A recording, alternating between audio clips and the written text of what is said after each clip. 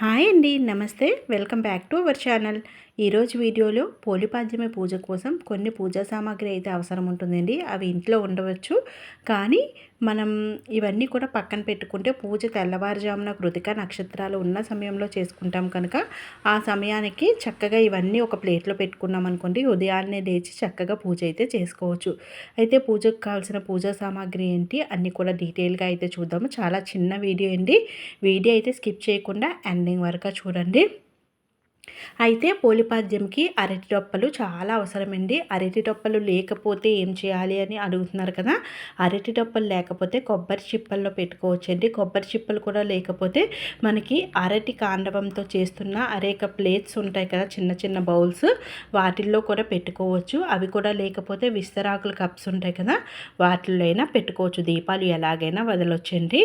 ముందుగా అయితే మనకి చూస్తున్నారు కదా, ఇలా పసుపు, కుంకుమ, గంధము, అక్షంతాలు, అదేవిధంగా వస్త్రము, యజ్ఞోపవితము, అమ్మవారికి సమర్పించడానికి పసుపు, కుంకుమ, అంటే మనం తాంబూలంలో పెట్టిస్తాం కదా, దాని గురించి కొంచెం జవ్వాది, వక్కలు, చిల్లర నాణాలు, ఇవన్నీ కూడా ఇంట్లో పెట్టుకున్నానండి. ఇవన్నీ కూడా ఇలా సర్దుకుంటే మనం పూజకి యజ్ఞోపవితం అది కావాలి అనుకుంటే ఒక 2-3 పెట్టుకున్నాం అనుకోండి, వినాయకునికి, దామోదరునికి, అదేవిధంగా అమ్మవారికి కూడా సమర్పించుకోవచ్చు.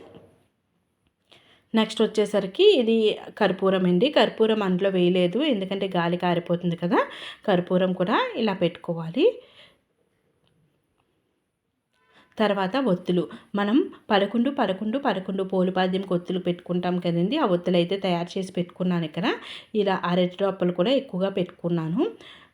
ఎక్కడైనా దీపారాధన చేస్తే మనం మట్టి ప్రమిదలు పట్టుకెళ్లకుండా ఈ అరటి డొప్పల్లో చేసుకోవచ్చు. కొన్ని రకాల పళ్ళు కానీ, అరటి పళ్ళు కానీ, నైవేద్యం వడపప్పు, చలివిర కూడా మనం చలివిరకి బియ్యం పిండి ఒక దాంట్లో కొంచెం నెయ్యి, కొంచెం బెల్లం ఒక ప్లేట్లో వేసి మూత పెట్టి ఉంచుకొని, వడపప్పు మాత్రం నానబెట్టి ఉంచుకుంటే చక్కగా అప్పుడే మనం తీసి కడిగి పెట్టుకోవచ్చండి.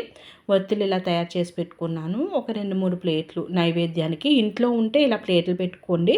బయట చేస్తాము అనుకునే వాళ్ళు ఇలా అరటి డొప్పలు ఎక్కువగా పెట్టుకోవడము, అదేవిధంగా చిన్న చిన్న ఆకులు తీసుకొని వెళ్ళారనుకోండి, తమలపాకులు, చక్కగా నైవేద్యాన్ని అక్కడ పెట్టుకోవచ్చు. ఇది అరిటాకు అండి. అరిటాకు కూడా పట్టుకెళ్తే మనం పూజకు అనుకూలంగా ఉంటుంది. ఇక తమలపాకులు తాంబూలానికి, అదేవిధంగా బయట గుడిలో అయితే ఈ తమలపాకుల పైన కూడా నైవేద్యాన్ని పెట్టుకోవచ్చు, లేదా అరిటాకుల పైన పెట్టుకోవచ్చు. ధూపానికి అగరబత్తి, ధూపపు కడ్డీలు కూడా తీసుకువెళ్ళవచ్చు. ముగ్గు వేసుకుంటాం కదండి, ఎక్కడైతే అక్కడ ముగ్గుకి బియ్యం పిండి, కొంచెం గంగాజలము, అంటే మనం నీటిలోని కలుపుకోవడానికి కానీ, లేదా పసుపులో కలుపుకోవడానికి కానీ గంగాజలము, అదేవిధంగా ధూపానికి గుగ్గులం కానీ, సాంబ్రాణి పట్టుకెళ్తే మంచిదండి. ఉసిరికాయ దీపానికి ఉసిరికాయలు, అగ్గిపెట్టి, పూలు, ఇవన్నీ పట్టుకెళ్ళామనుకోండి, చక్కగా ఎక్కడైనా సరే మనం పూజ అయితే చేసుకోవచ్చు. చూసారు కదండి, సింపుల్గా మనకి పోలిపాద్యం పూజా సామాగ్రి. మరొక చక్కటి వీడియోతో మళ్ళీ కలుద్దాము. ఓం శ్రీమాత్రే నమః.